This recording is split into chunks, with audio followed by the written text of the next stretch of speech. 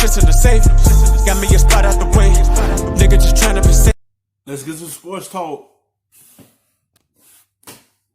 In the NCAA world, because five-star recruit Deshaun Nix decommitted from UCLA, guys. He plans to sign with the new G League Pathway program. He told the LA Times, quote, "It was the right thing for me." I said this is going to happen. It's going to be followed in the line. I know this is going to happen. Players are looking to get money. They ain't going to go to college and let the NCAA make money off of them. They're going to start making money for themselves. When players see other young players doing that, they're going to follow right in line. You saw LaMelo Ball go overseas and start making money. Then you saw another one went to the G League after that. And then him doing the same thing. It's going to be more players coming out and doing the same thing. Skipping college and going straight to the G League or overseas. I know this was going to come. Because of my family, myself, playing in the G League is basically getting me ready for the NBA draft. It's just one step below the NBA.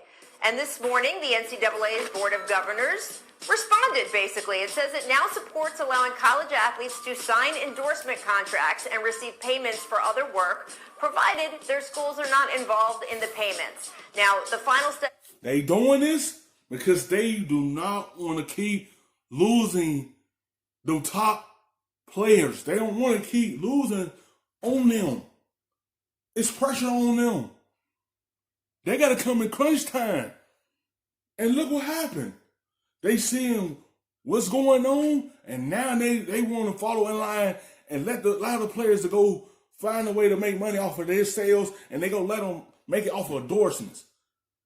When that pressure keep bringing in, you get claustrophobic. Because it's all pressure on you. Pressure break pipes. It's either you're going to do it or you're going to continue losing out on them. And they seeing what's happening now, and they said we got to make a big move, and that's what they doing. Remains 9 months away to make this official. The Board of Governors recommending it basically means this is what's going to happen. So, Richard, we're looking at the G League program putting pressure on the NCAA to do something they didn't want to do in the first place, pay NCAA student athletes. Do you think there's going to be pressure not just for this name and likeness thing, but to start to pay them outright?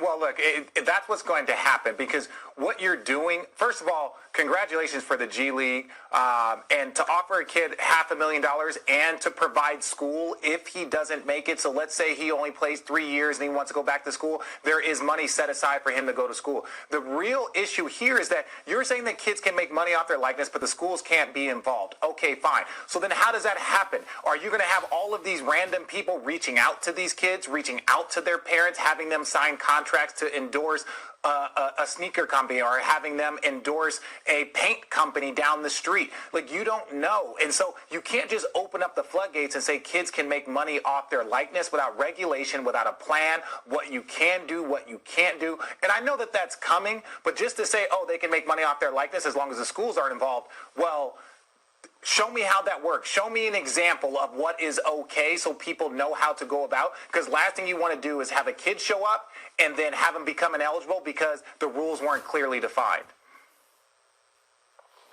Yeah, this is a whole lot of pressure on the NCAA, especially considering the day and times we're in during this pandemic.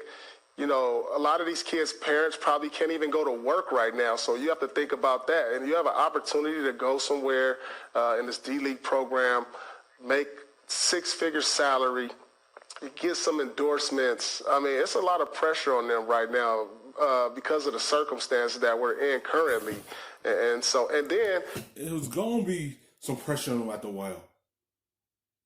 The NCAA made billions of dollars of all these top players because they jerseys sell because they the top guy, and then they come superstars in college, and the NCAA make plenty of money off of them. Players are seeing that. They want some of that. And they gonna figure out a way to get some of that. And that's why you see some players skip college and go straight to the G League now.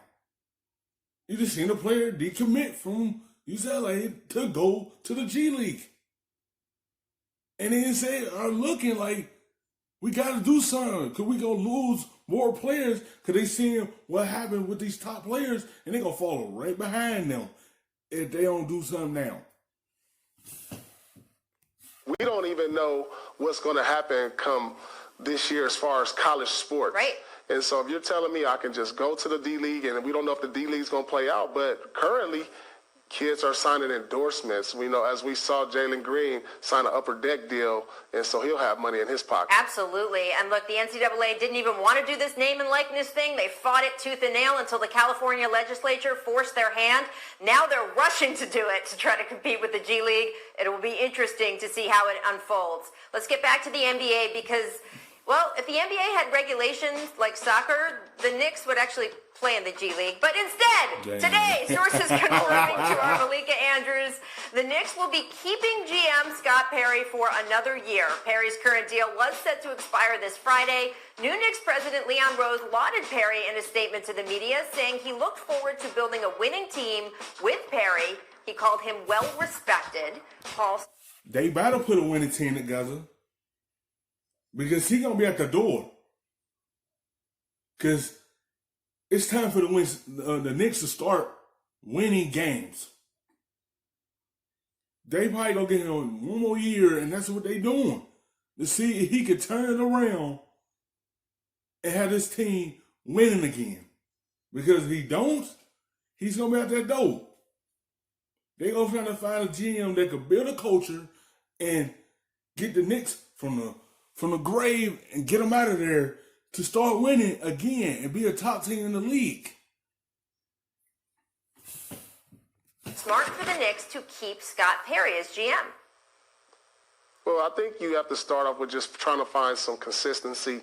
And you know, when you change constantly all the time, it's hard to create a culture. It's hard to create a winning environment. So I keep saying that. This is why the Knicks keep failing. You fire coach after coach after coach. So all the players are just hearing different voices from too many people.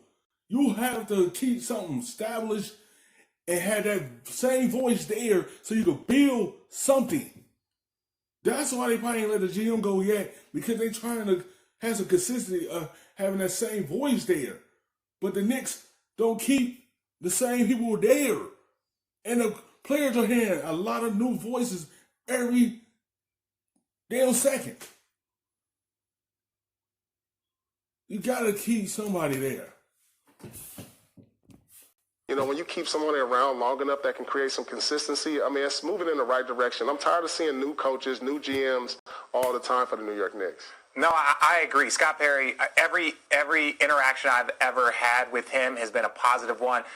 He's a man that cares about players. He cares about the game of basketball. I am not surprised that he is so well respected because that's been my experience with him. So I think this is a good move. You want some stability, especially with so much changing going on right now. The last thing you'd want to do is start the process. Keep somebody there that kind of knows how things work, and I think that'll help their transition. Thanks for watching ESPN on YouTube. For the look back of the rub, nigga, I gotta be safe.